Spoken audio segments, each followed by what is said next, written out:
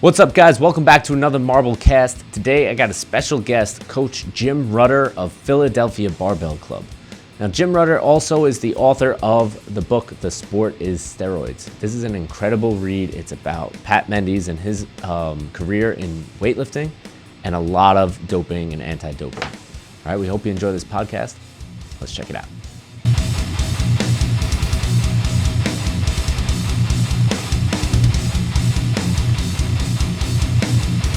All right, Big Jim, what's going on, man? How the hell are you?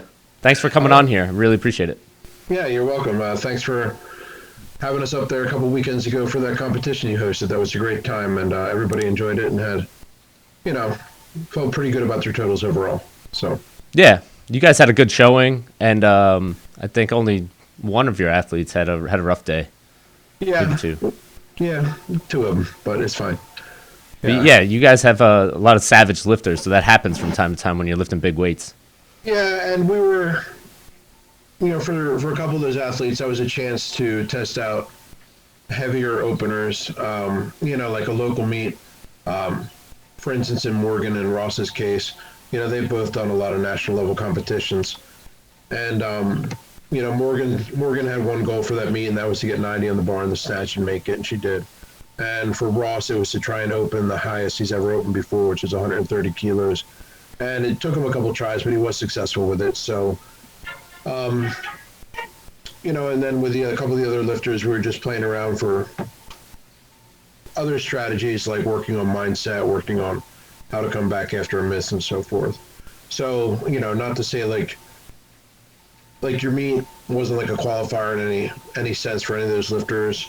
It was just a chance for us to try out some new strategies in competition, if that makes sense. Yeah, a little test meet, especially since there aren't a lot of competitions going on now anyway, so it was good to get out there. That was also like another big thanks to you for that is, there used to be in our region, there used to be competitions twice a month, within driving distance, and you were about an hour from us.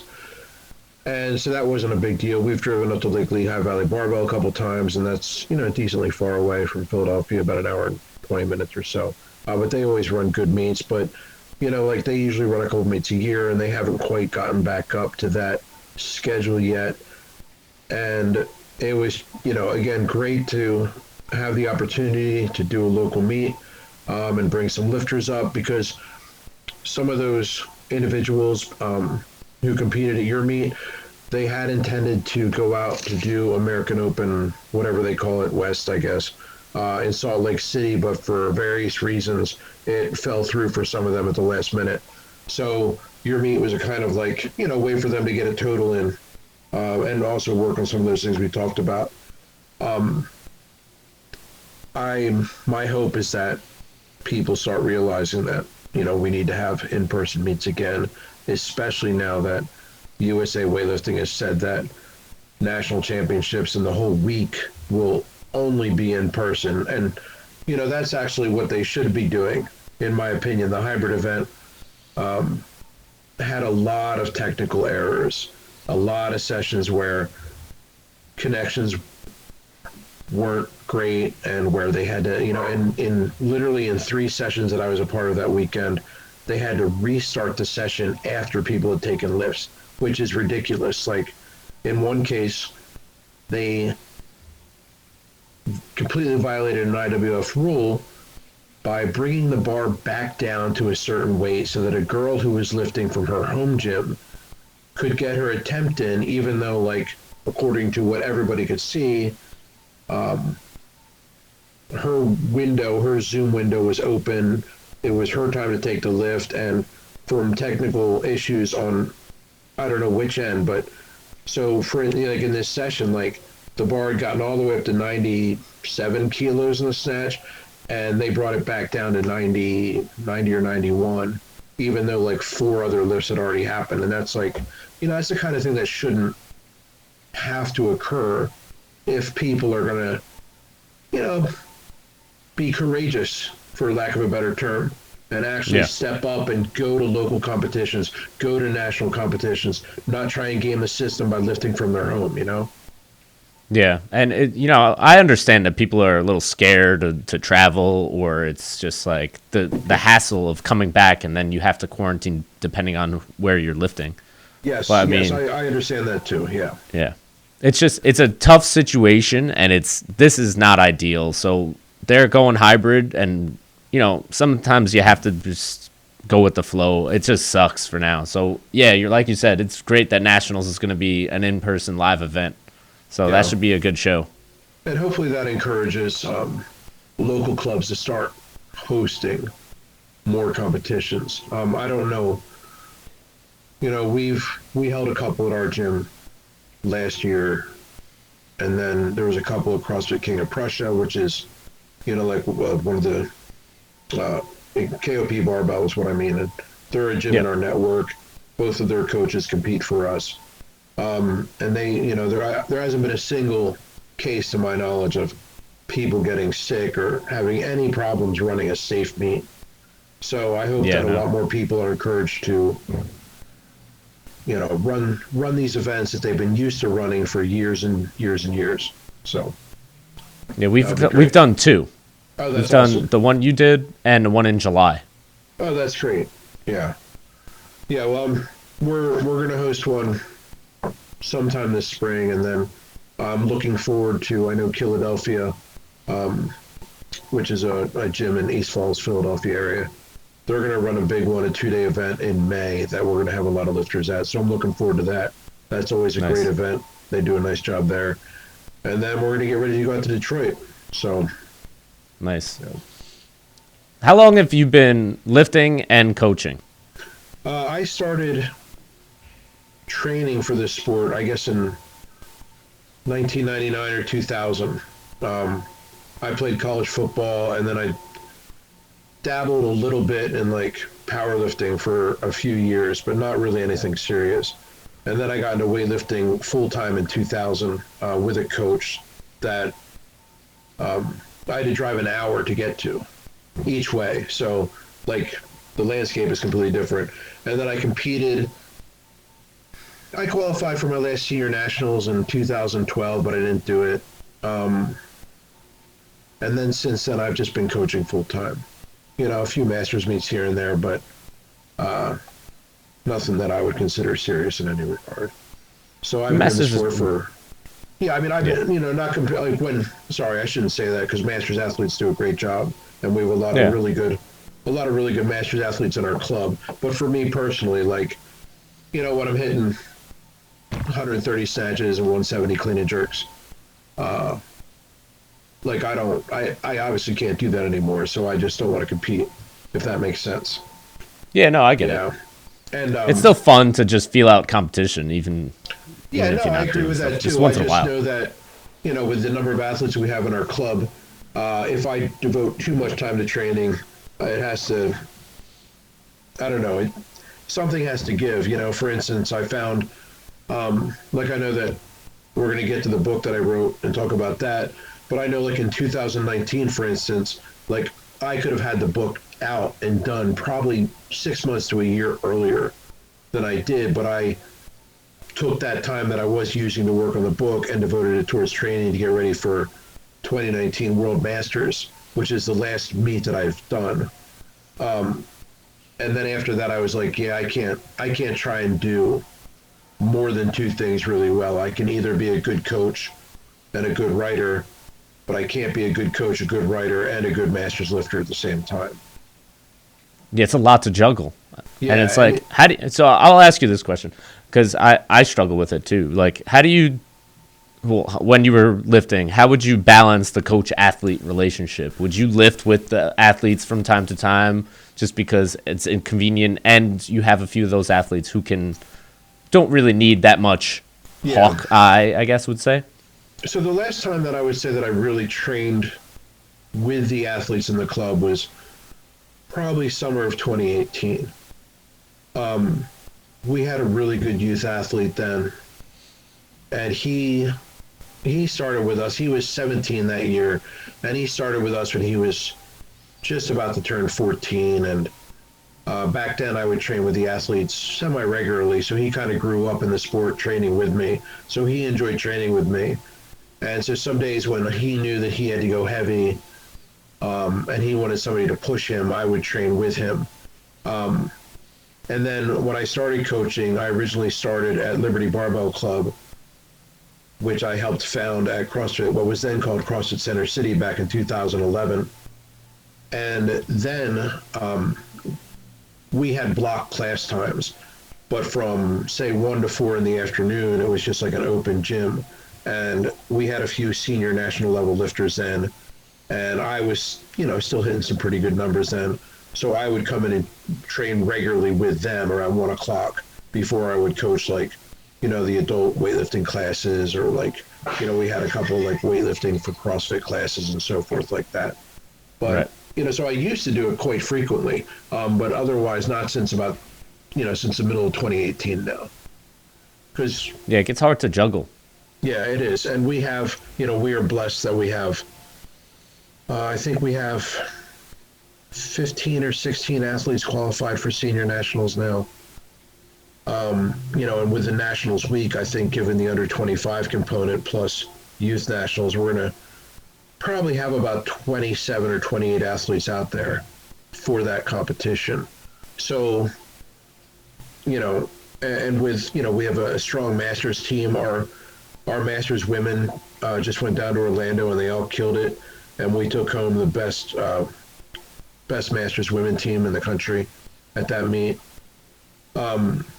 So I don't train, I squat every day. I do some, light lifting, some CrossFit workouts and so forth. But I don't train with the club anymore. And if I do, it's only when there's like less than 4 people in the room at the same time, because I have to coach. I have to coach them. That's what I'm there for. And that's what, like I said, we have a big team and a lot of strong competitors, and I realize that my duty is 100% to them. So yeah. How long did it take you to get your first national level athlete? So once again, I was very fortunate in that regard. When I first started at CrossFit Center City, we had a young woman there who had been, I think, a level 10 gymnast. She may have been one step above that at one point. Like, I don't know how it's structured in gymnastics after you get to level 10. I know there's like elite and international elite and so forth, but I'm not sure what she was beyond level 10. But she was gymnastics size, so a 53 kilo lifter.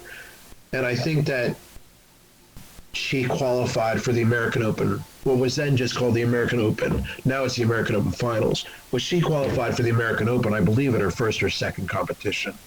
And then, like, again, talk about how much the sport has changed.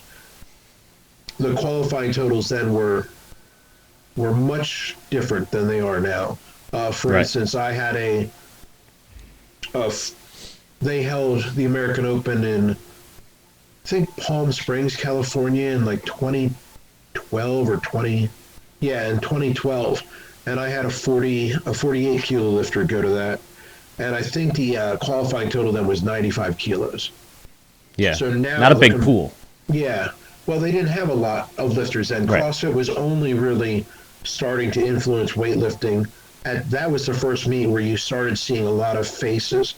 And they actually, to USA's credit, at that meet, they held a joint event with CrossFit HQ.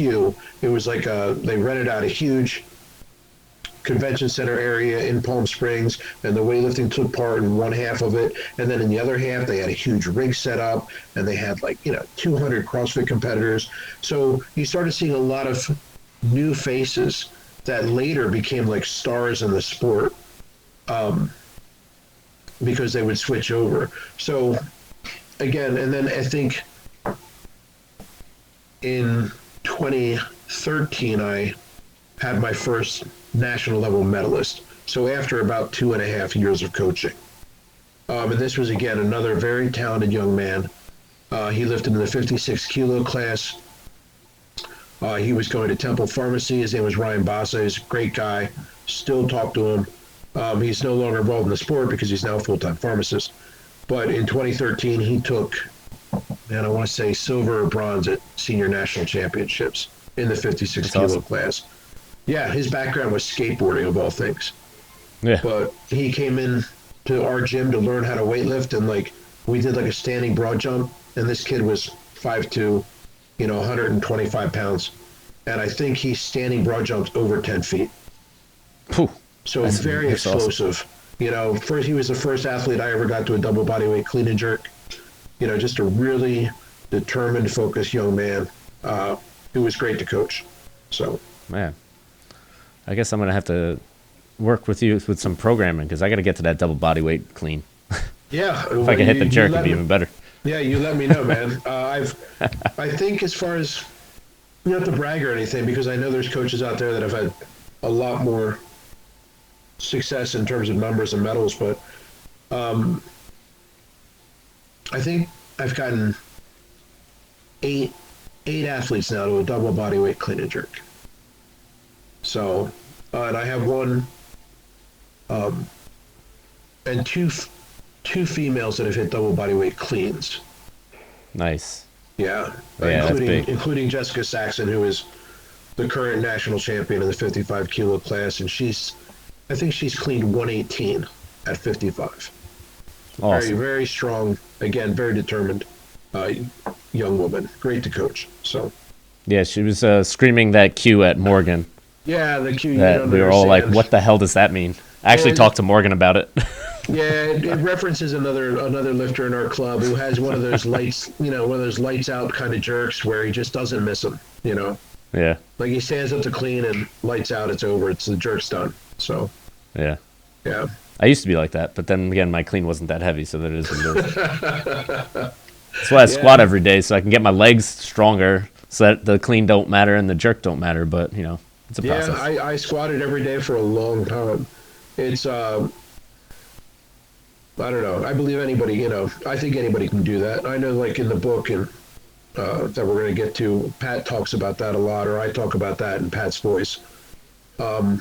But yeah, I think squatting every day is great. It definitely taxes the competition lifts. But if you're doing it by itself, it's not really that big a deal. All right, before we get to the book, because I do want to talk about this, the book is incredible, by the way. I love it. Thank you. When you talk about squat every day and what you did or what you do, how much volume are you putting in every day? Singles.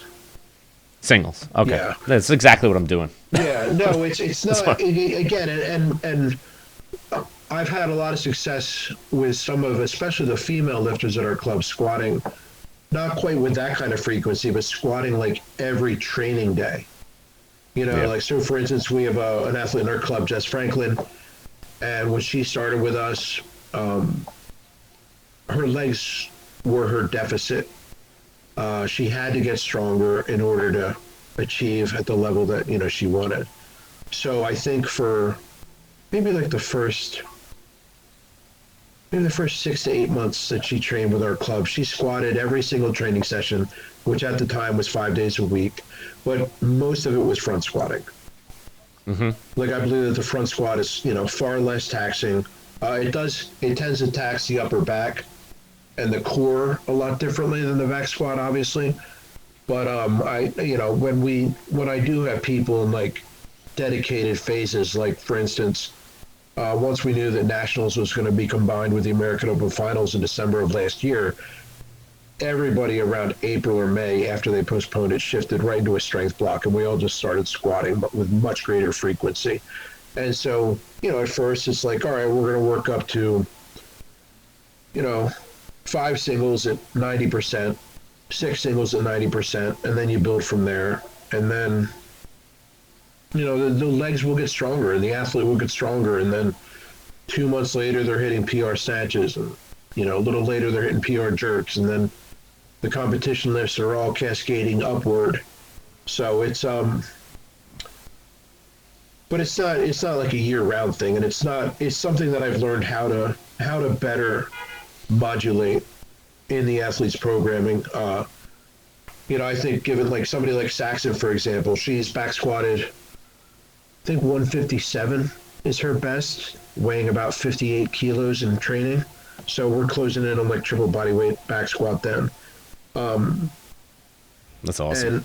And it's But it's like she, if you look at her on paper, like for instance, we were at a big competition in Malta in March of 2020, and I wound up after that meet being able to talk with some of the Italian lifters, and the Italians have a really good 55, Jennifer Lombardi, and I think she hit a double bodyweight clean and jerk for the first time at that meet in Malta. She did 110. And, I asked her, like, when did you start? And she's like, oh, I've been doing this for like 16, 17 years now. And she's 31. So she started as a teenager. And Saxon, who hits right around the same numbers as her, started with me in 2015. And she didn't start full-time training until probably, I don't know, mid-2017, where she wasn't like training for a meet, taking some time off, training for a meet, and then 2018, now she's hitting like some huge totals. She did like 85 and 104 at AO3 out in Vegas. And that was the same week that she back squatted 150 for the first time. So like, I think that people that squat a lot and get their leg strength up do tend to have like you can shorten the timelines of how long it takes them to get to the kind of numbers that are getting them qualified for nationals, getting them onto the podium at nationals, getting them qualified for international competition. And then in Saxon's case, she's done several international meets. She's medaled at a couple of them. Again, without on paper having put a lot of time into the sport. And it's also like, again, with the squatting frequency, I think that, when I met her, this is 2015, she's 27, about to turn or so. So like, I'm like, all right, well, how much time do I have to spend training this young woman in terms of her life? And luckily it's extended more than we thought it would. But when you have somebody like her who's a full-time attorney and probably, looking to get married, looking to have a family, you don't have the luxury of developing them like compared to, say, this athlete from Italy who was able to grow in the sport and develop her technique over a long period of time, did European youth championships, did like European juniors, and now she's a top senior in Europe, but she's still not medaling. But that's not her fault. There's really good 55s in Europe. But I mean, like, she had the luxury of time. And I don't feel like I get that with a lot of my lifters. Like, a lot of my really good lifters right now are 30 years old or just around that age. Yeah. And so, like, we push the squat because they want to achieve the most they can in the sport with the time they have left to them. Right. And I'm going to err on the side of strength because I know that that's one of the ways to get to the bigger numbers. Right. And it's like, go ahead, I'm sorry. It's almost like the difference between the Europeans or the Asians when they have the development within their from 11 years old till whenever they have that sport development stage. Yeah. We're getting athletes when they're 25. Yep. And we almost have to just hit them with brute force. Let's just lift as much weight and just try to turn you into a savage. Yeah, and it's not like we don't work on technique, but technique comes from repetition. And I mean, so you train 5 times a week. So how many snatches are you realistically going to get in 5 sessions a week?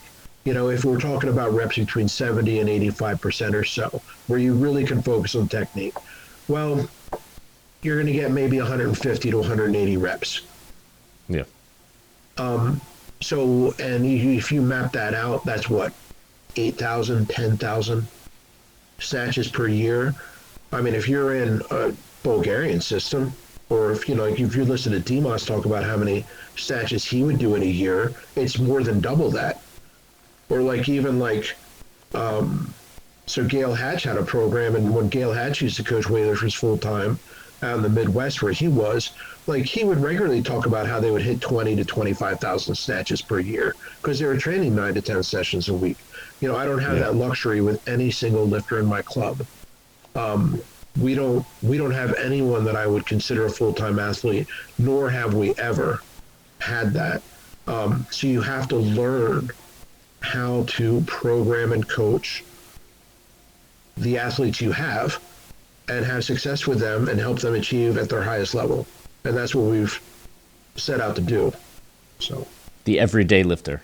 yeah, basically. I mean, I don't want to call it like blue collar weightlifting or something, but there's a certain sense in which, being from Philadelphia, it's not a bad way to look at it.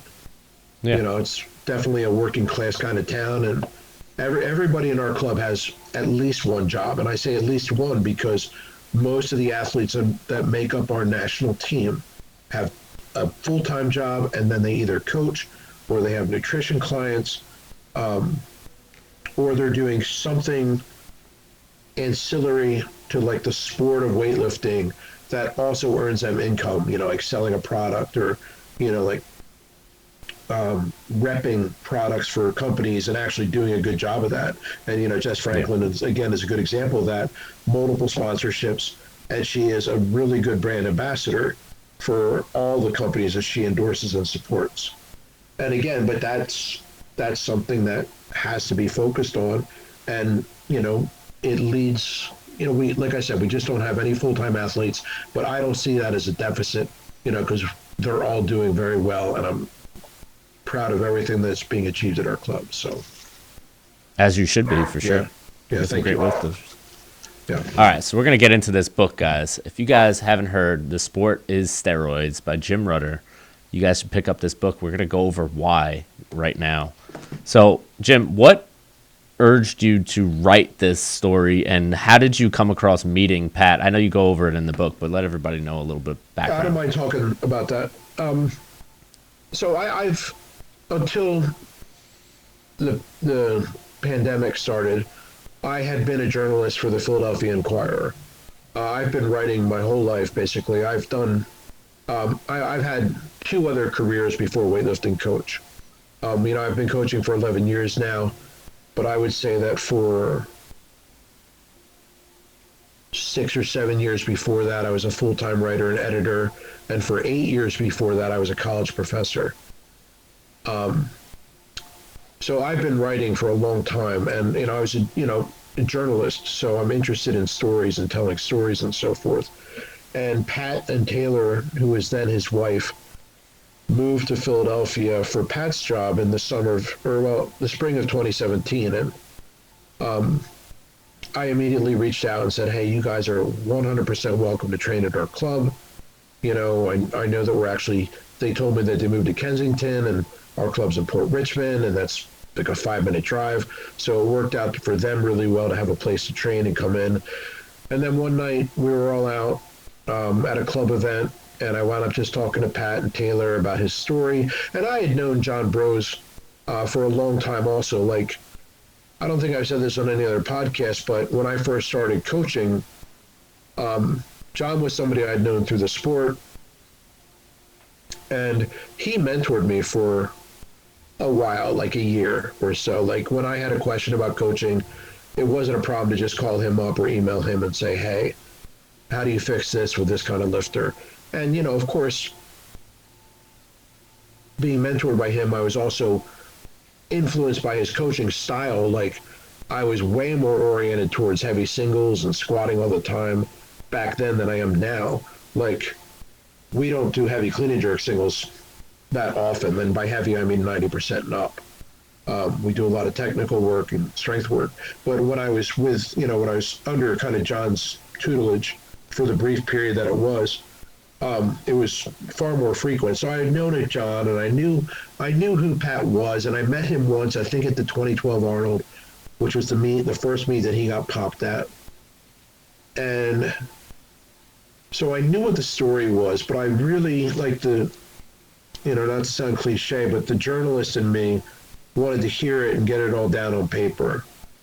So that's how it started. And then, Pat and Taylor were very kind and generous, and they invited me to their home. And I interviewed them. I think it was like 10 Sundays in a row. I would get done coaching around 4 o'clock, and I would head over to their house in Kensington, and we would sit down and have coffee and sometimes dinner.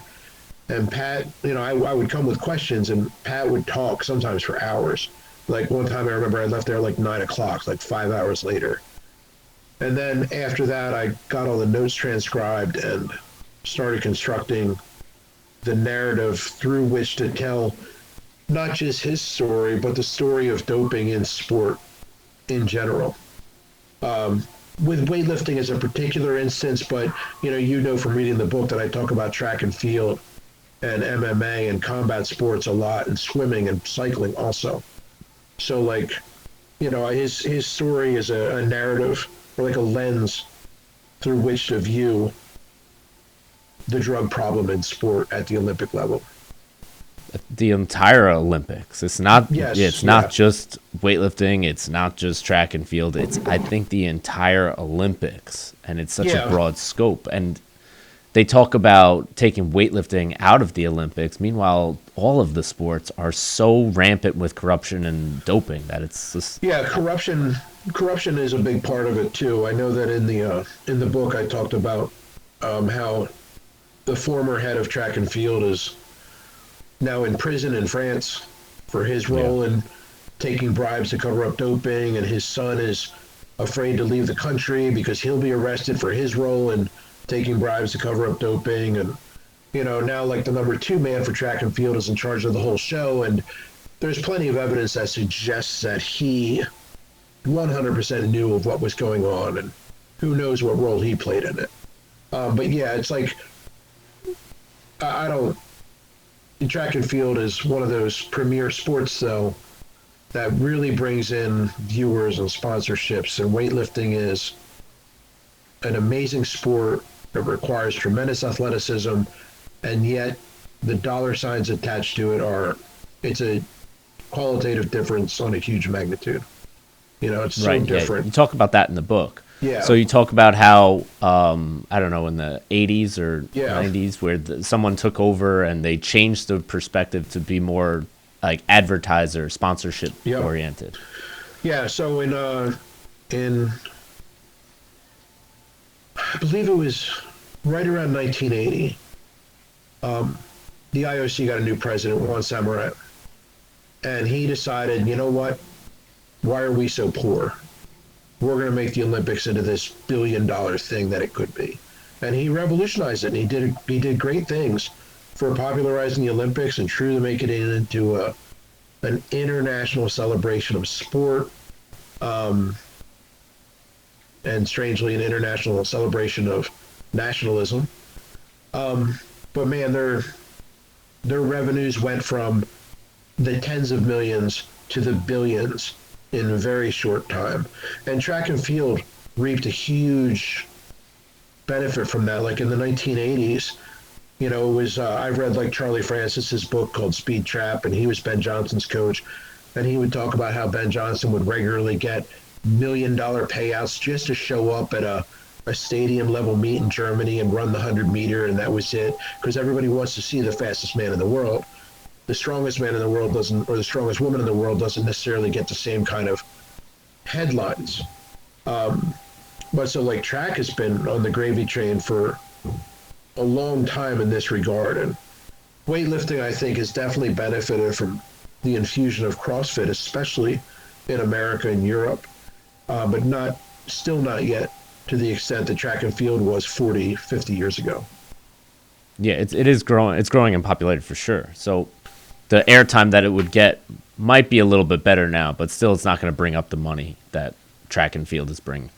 Yeah, and even in the movie Bigger, Stronger, Faster, they talk about how Ben Johnson got popped in the 84 or 88? 88 Olympics. 88 Olympics. And Carl Lewis ends up taking first because of his doping, his sanction. Meanwhile, Carl Lewis also got hit with a sanction, but it was covered up. Yep, that's correct. Yeah. If you look at the finalists in that 100-meter dash, I mean, another book that I read that actually served as a very good template for my own work was called The Dirtiest Race in History. And I'm not trying to look around my room right now to see if I have it within eyesight, because I feel bad not remembering the author's name right now. But of the 8 finalists in that 100-meter final in Seoul in the 1988 Olympics, I think only 2 of them never had any issues with doping or being sanctioned, and that the three people that won, all should not have even been in the race. Right. Yeah, and the person who came in fourth was one of the ones that the author of this book, Dirtiest Race in History, said was clear, like he had never had an issue. So, in a non-corrupt set of circumstances, then he was a British runner. I think it was Christie is his last name. He should have been the 100-meter final champion that day, and not Ben Johnson having it taken away, and then given to Carl Lewis, who also shouldn't have been there because he had failed 2 drug tests in the lead up to it. He tested positive for ephedra. And this is all well known. This isn't like facts I'm exposing. This is just nobody talks about it because nobody wants to talk about it. Yeah. Right, and it's every sport. Like every sport, if you look at the top 10 or the A sessions, you have to go down the list pretty far to find somebody who's kind of clean or cleanish. Yeah, cleanish is a good way to put it. And I've actually, we were at a meet in Britain in summer of 2019, and a certain very good international 64 kilo lifter was there. And I remember asking the head of one of the weightlifting federations, "Oh, you think this person is clean?" And the response was, "Well, clean enough." Yeah. Right? That's just the way it goes. Yeah. I mean, Lasha just had a great meet. And Lasha's also, he had to sit the bench for 2 years because he got popped. And it wasn't for like a SARM. It wasn't for like a diuretic. It was for a legit hardcore anabolic steroid. Yet everybody loves Lasha, and Lasha's the strongest man of all time.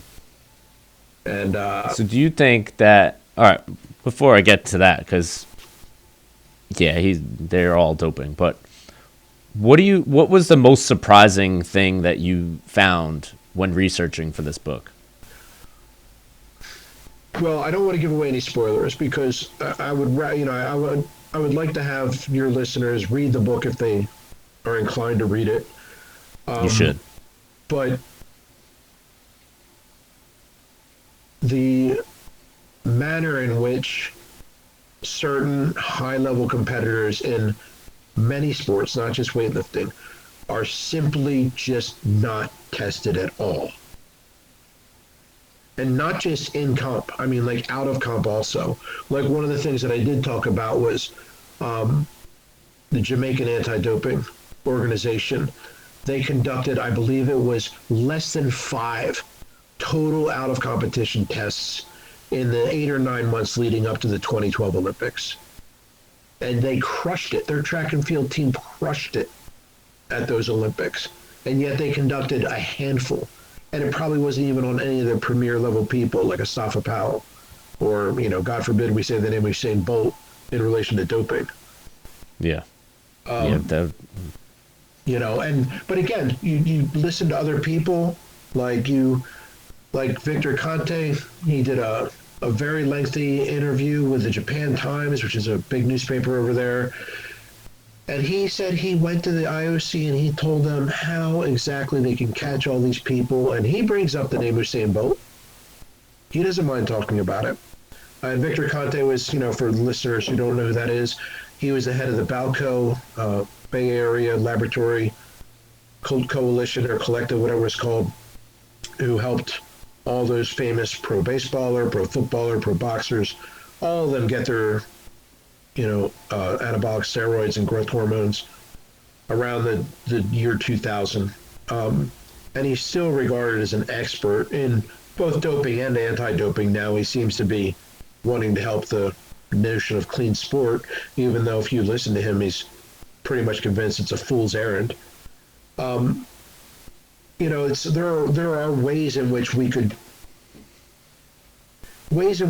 WADA could catch the people that are considered offenders, and they just don't want to.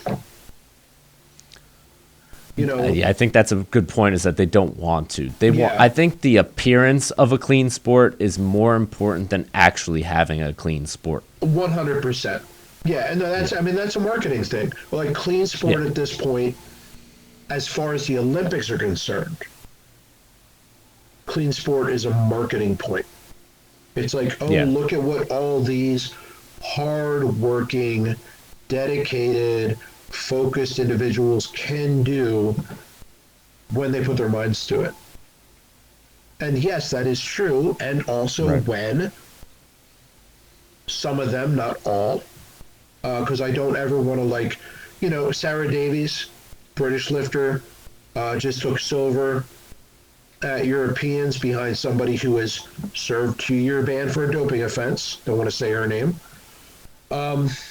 Sarah Davies, great athlete, super dedicated, has an amazing public presence. She's going to be a good influence on clean sport. She's on the IWF Athletes Advisory Committee. She's clean, in my opinion. Not just my opinion, probably in fact. I'm sure she gets tested all the time by British anti-doping. And she's one of those people who should be held up as the example of someone who, despite not coming from years and years of weightlifting, although she's been in the sport for, I think, close to 9 or 10 years now, maybe right around a decade, but she didn't start when she was like an 11-year-old. And she's done amazing things. And if she goes to the Olympics for Britain, it will be because of all those virtues that they hold up alongside the notion of clean sport. Same for Right. any U.S. athlete that goes to the Olympics for weightlifting. Now, we can't say track and field, of course, because we know that plenty of those athletes get popped for doping in the U.S. and everywhere.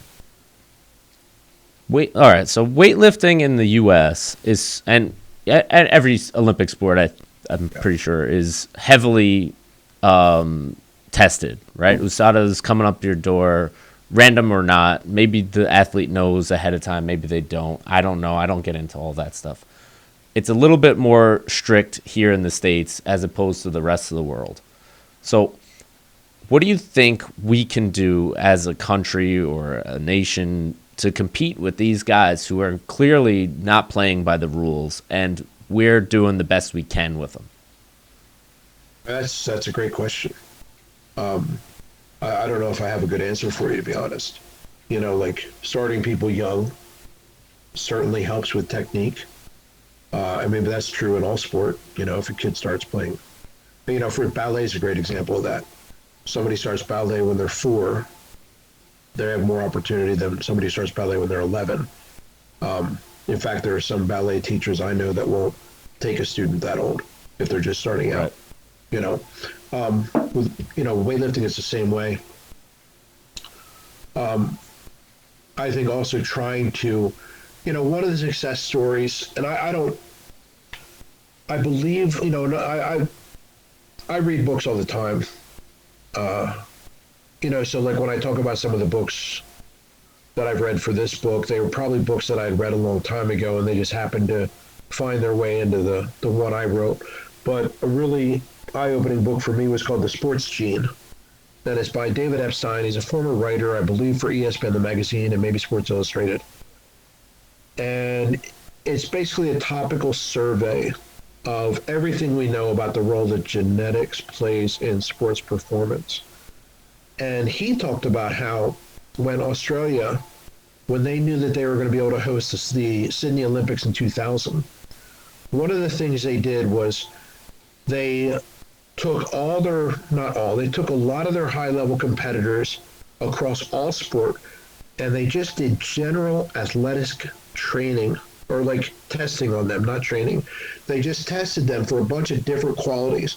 And so Epstein in the book talks about how they were able to then take a bunch of like people who were maybe in a sport that they were doing well in and put them into a sport that they could actually excel in based on where their true athletic talents lied. So for instance, you take somebody who's I don't want to botch any examples he used, but they were able to win more medals in the 2000 Olympics as a nation than they ever had. And a lot of it they credited to that program. So like, you know that there's, you know, kids out there playing power sports that could be amazing weightlifters. And by power sports, I mean things like discus, shot put, track and field, even football if you look at certain positions. But we don't, sports here is, I talk about this in the book too, it's your participation in sports is just like everything else in the free market. It's determined by mostly either your parents' individual choice or your individual choice as an athlete. So like if you wind up doing X, it's because you chose to do X, versus say in Poland and Zygmunt's, I quoted an interview that Zygmunt did with Catalyst Athletic, where he talked about how every year when he was the head coach for the Polish system, they would go out and they would do diagnostic testing on about 15,000 elementary school kids. And from them, they would select 150 or so that they thought could actually be good weightlifters. And they were based on things like, natural mobility, ratio of certain limbs to other limbs, so not to mention their ability to jump. And that's how they would select their weightlifters. We don't do that here. That's still done in other countries. China's a notorious, well, not notorious, China's just an example of somebody who does that really well because they have a sports school system. And I talk about that in the book as well. So I don't, but again, do we, if we want to excel at weightlifting, sure, we can do more talent identification. But, I don't know where I'm going with this. The incentive to be a world-class weightlifter here in the States is not as high as in other countries. So in China, you're basically a rock star. In Brazil, you're super champion, Yeah. In all these other countries, they get paid very well to be an athlete as an Olympic athlete. Yeah. Whereas here, even a track star, if you're not the best track runner or it's really just sprinting. If you're not the best sprinter in the States, you're not really going to do anything. Like, I can't really name the best shot putter or the best discus thrower. Yeah. Yeah, but I can name the best swimmer, but I mean, I think everybody could. Everybody could name the best swimmer. But, I think you're right as far as some of that goes. I know that there was almost going to be a third appendix in the book because I had interviewed somebody connected to the IWF about, among other things, how exactly athletes get paid in other countries. And it is, in some places, it's substantial. And some places you get, if you medal at like the Olympics or Worlds, you get a pension for the rest of your life. Yeah. Or you get an apartment, you get a car. And those things are just given to you. Like I know that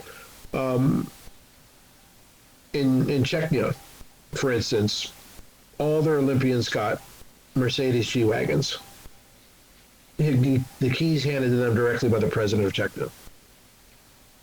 And I know like even in Colombia, like you get, if you medal at the Olympics, you get a certain amount of money that helps you, live for the rest of your life, basically. In other countries, they give you a pension through the military. But even here, like I know, like for instance, one of our athletes she threw shot put for Villanova University, and Villanova has their head female coach was herself an Olympian, and they've had several Olympians come out of that program. And some of the athletes that she did track and field with had sponsorships from Nike and other companies while they were undergrads at a university like Villanova.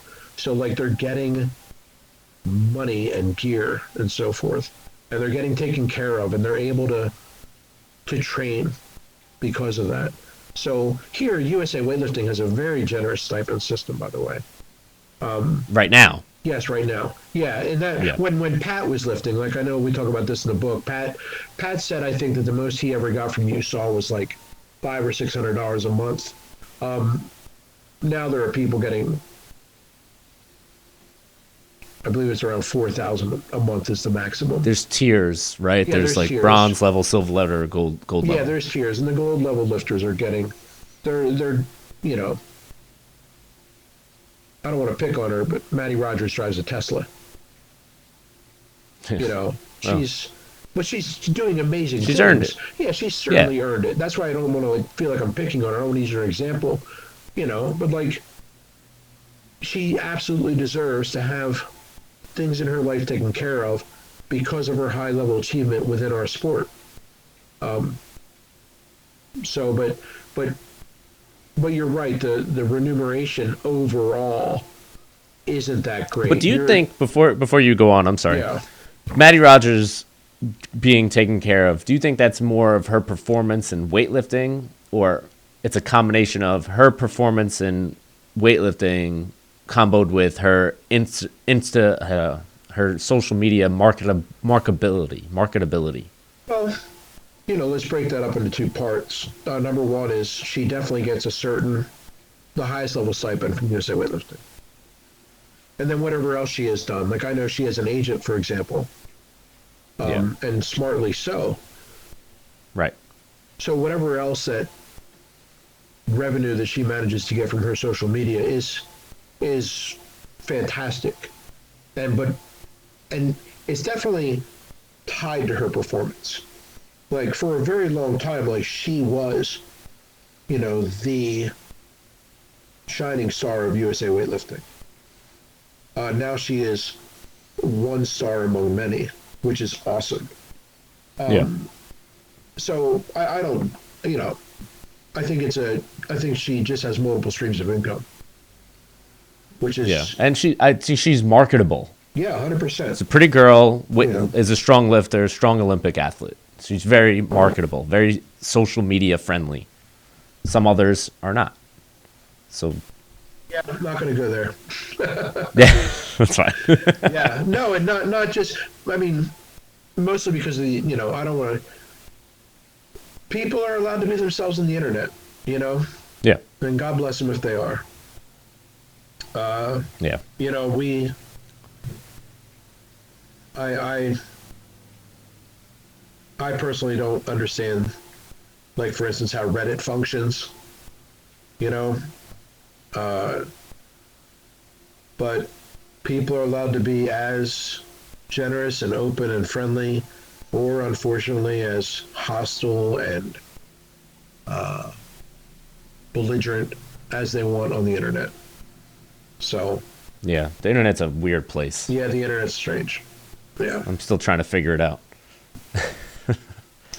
Anyway, All right, so the last thing I kind of want to touch on, and it's up to you if you want to touch on it, but the doping tests and the retests and what's fair, what's not fair, with all of this that's going on and people being popped for 10 years ago, 8 years ago, finding metabolites, how do we determine if that test was even valid?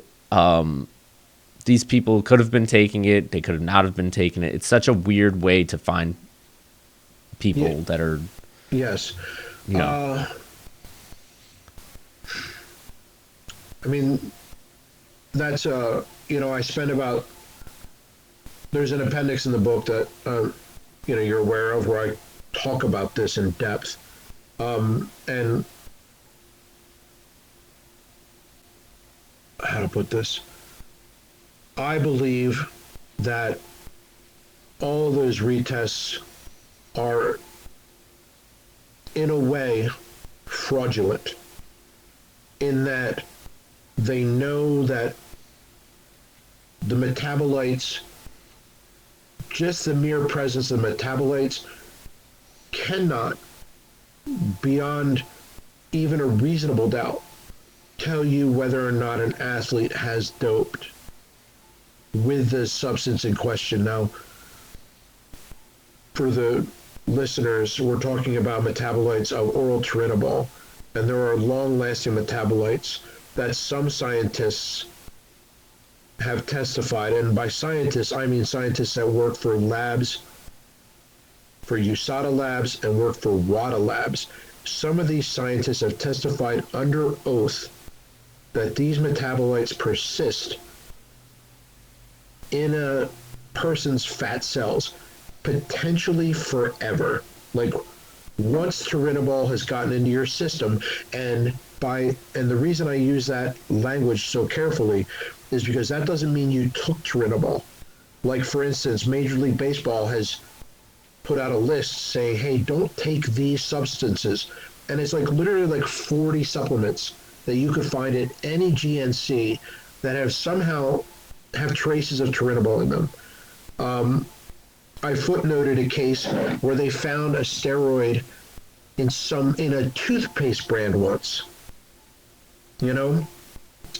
So like, but once these are in your system, they persist for a very long time, and they don't tell you much. The mere presence of them doesn't tell you much at all. Now, if you get caught with the short-term metabolites of oral turinabol or the intermediary metabolites of turinabol, then they are able to tell, okay, this person took turinabol, they took it within a certain time frame, and they were taking a good amount of it. But when you start seeing like picogram level, like 7 picograms of oral turinabol, and a picogram, by the way, is if you take a grain of salt and you cut it into 1,000,000 pieces, one of those pieces is a picogram.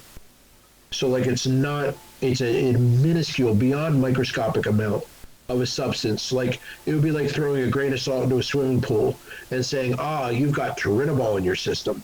Well, no, you have a speck of dust within a huge volume of person. And so like, but here's the thing, like WADA now knows how meaningless the test is, because now they have thresholds they have what are called detection limits. So like, for instance, if you get caught and you're at like, not caught, but if we take your urine at a international anything that WADA covers, and we find, say, 20 picograms, well, now we just flag it. But those kind of levels were enough to strip away the medals, the results, to sanction for 4 years or more people like Ilya and Tarotki and a few other high-profile weightlifters. About 70 in all, like close to 100, not to mention all the athletes from Russian track and field that they popped. But WADA now knows that the test is so non-informative that they have detection limits for it. So like, and who knows how exactly your body processes oral turinabol to get you to where those thresholds actually are. So for instance, if I'm a weightlifter and I'm taking 40 milligrams of oral turinabol a day for 6 months, and I have a competition 9 months from now. And okay, so 9 months from now, I know that if I stop at the 6-month marker, the short-term and the intermediate-term metabolites of oral turinabol are going to be out of my system most of the time. Again, individual variation plays a role. But I get to the meet, and they're like, oh, well, now you have 80 picograms. Well, that's the level at which, and I'm using 80 as just an arbitrary number, but 80 is the level at which we say, haha, you must have been taking turinabol recently. But if somebody else, your buddy on your team, shows up and he's at 72, they're like, we need to pay more attention to you and watch you more closely in the future. And that's all they do with it now. So like Major League Baseball right now is in a lawsuit with the players union is suing to get the same kind of detection thresholds, because there's been about 24 baseball players who have had these long-term metabolites in their system. And I talk about 2 of them in depth in the book, because one of the guys, Cade Stanley, I believe is his name, he just got railroaded right out of the sport for having what were literally like, one day they tested him and they found like 15 picograms. 2 days later, they tested his urine. They found nothing. 5 days later, they test his urine again, and they find like 8 picograms. And now he can't play Major League Baseball ever again. Yeah. He's with some alternative league now, I believe.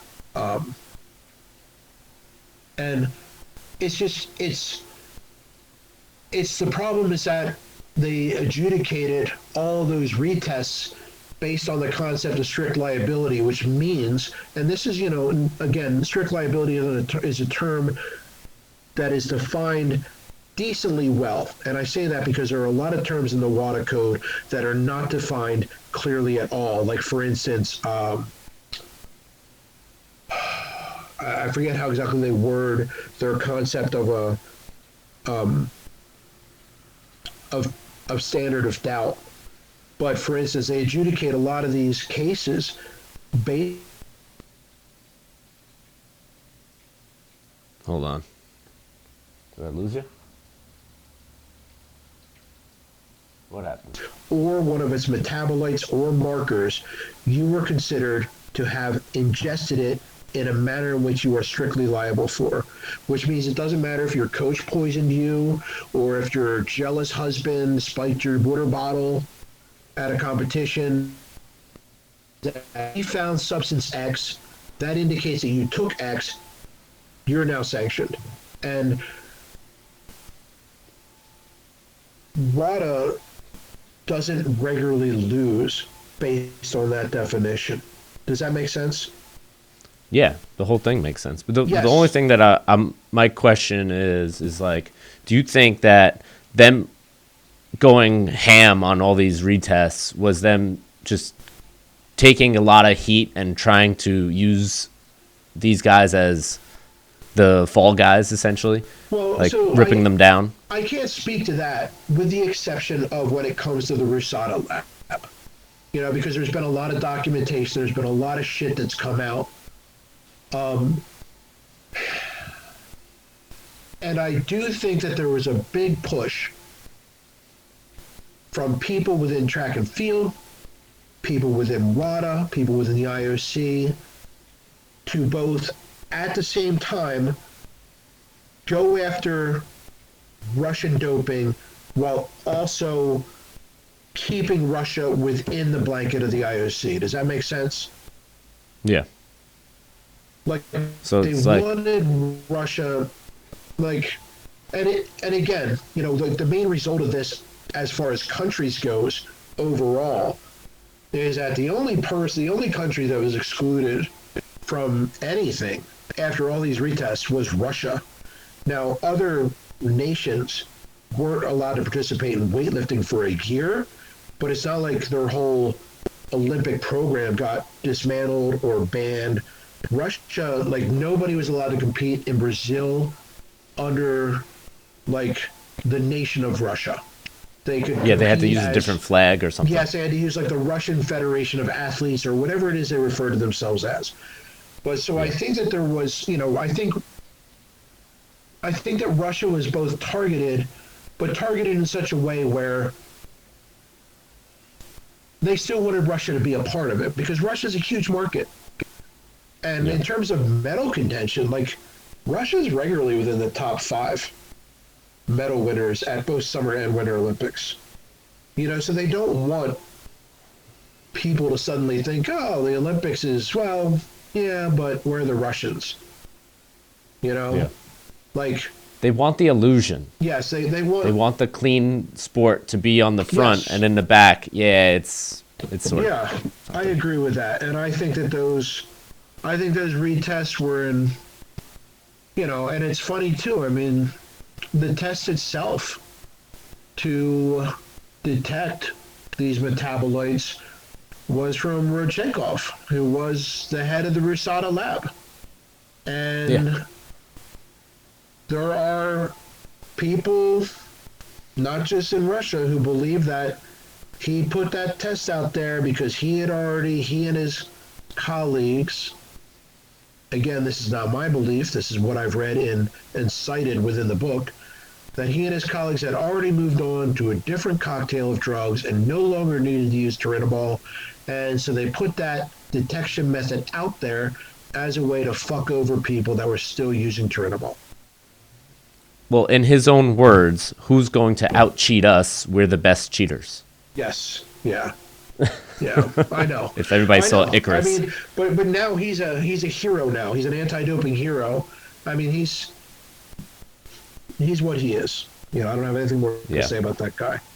But he's no hero as far as anti-doping goes. He was No. he was He was the one the head cheating of, in he was the head of a dirty 2014. lab. in a period which they were having some of their most dirty athletes compete. Yeah, So he was breaking into the lab and stealing all the urine and changing it out. him and the Russian Secret Service, yes, or Secret Yeah. Police, whatever they're called. Yeah, yeah. It's So one more thing, you had asked me, what was the most surprising finding while writing this book, and um, it really was the degree to which instances of doping are covered up. And with in way, and what I mean by that is not only are people permitted to cheat when others aren't, but when somebody like Carl Lewis, for example, when he gets a positive for ephedra, it's just kind of like brushed aside. I mean, the '84 Olympics was, as a young person, it was my first real exposure to Olympic sport. The fact that it was in LA, and man, Carl Lewis was, a hero, a huge hero of those games. I don't remember the '76 Olympics. I was too young. And the '80 Olympics, we didn't get to go because of President Carter's boycott.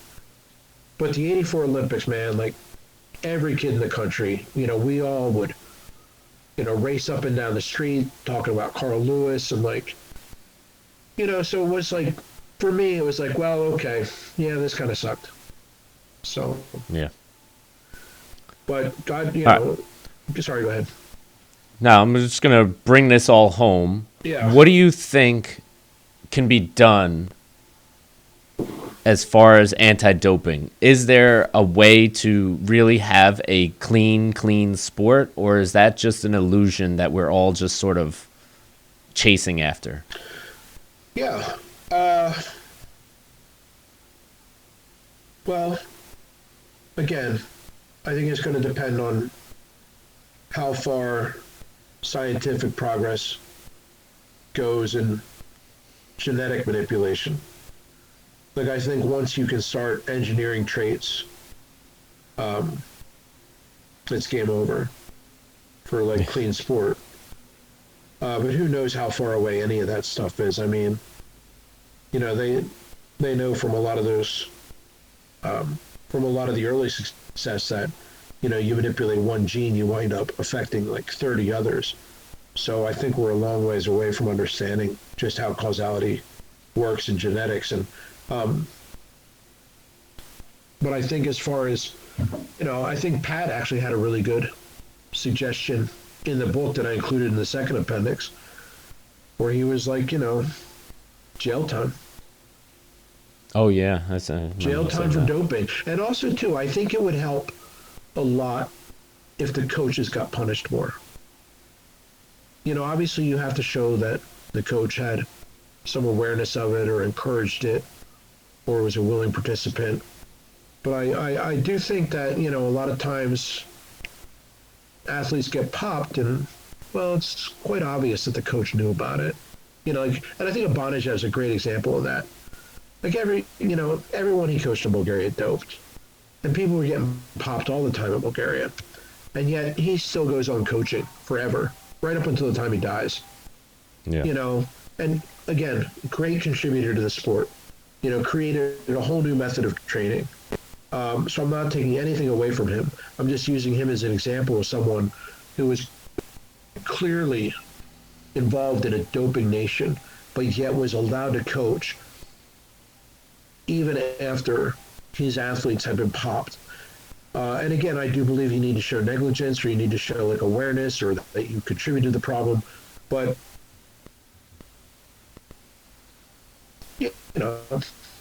if there's programs out there where if the coaches suddenly can't be a part of their sport in their own country anymore, because as from coaching yourself, it is you base a lot of your understanding on experience and received wisdom.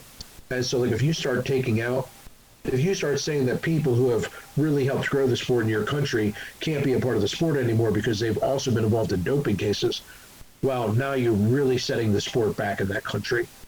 And that does create a bit more of an incentive to weed out the dopers. Does that make sense? Yeah, it does. But, Yeah. I think in any sport or anything where there's money on the line or any sort of internet fame, you're going to have people that are going to go around the rules. Yeah, 100%. And it's impossible to catch them all. Impossible. Yeah, agreed. I mean, Especially when there's a lot of money and there's a lot of fame on the line, recognition. These people are going to do whatever they need to succeed. And maybe catching them would be good for the morals of the sport. But in the broad scope, these guys are major athletes performing Herculean tasks. And to take it away and say that none of their achievements mattered, and it's just an impossible thing. I think it's just a toy around between your morals and your sport and what you want to achieve in your nation. Yeah, I don't disagree with you. I mean, it's like any area of crime or immorality. You're always going to have a certain degree of it. People still get caught selling and dealing drugs in Singapore, for example, even though the immediate punishment is often death. Mm-hmm. So, I mean, I don't disagree with you. Yeah.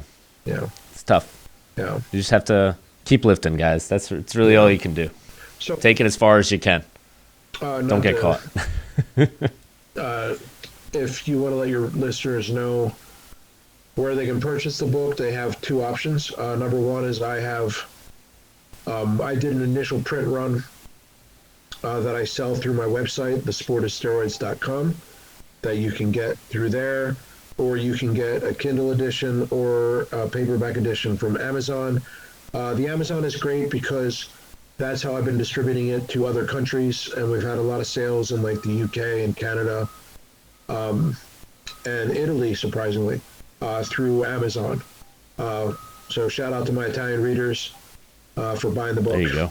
Yeah, they have a great weightlifting program there, and their head coach or the head of their federation is an amazing person whose book I've read, Antonio Urso. So, but yeah, that's where you can get the book. I got mine on Amazon, guys. Definitely go check it out. The Sport is Steroids. It's a awesome read, very incredible. I couldn't put it down. The only reason I did put it down was because I have a kid at home and I had to coach classes. But other than that, I would have sat here and read the whole thing in one sitting. Thanks, Joe. It's good. It's awesome, man. Thank you. Jim, thank you for coming on here, man. I really appreciate you. Yeah, I appreciate you having me on. Thank you so much. This is awesome. All right, guys.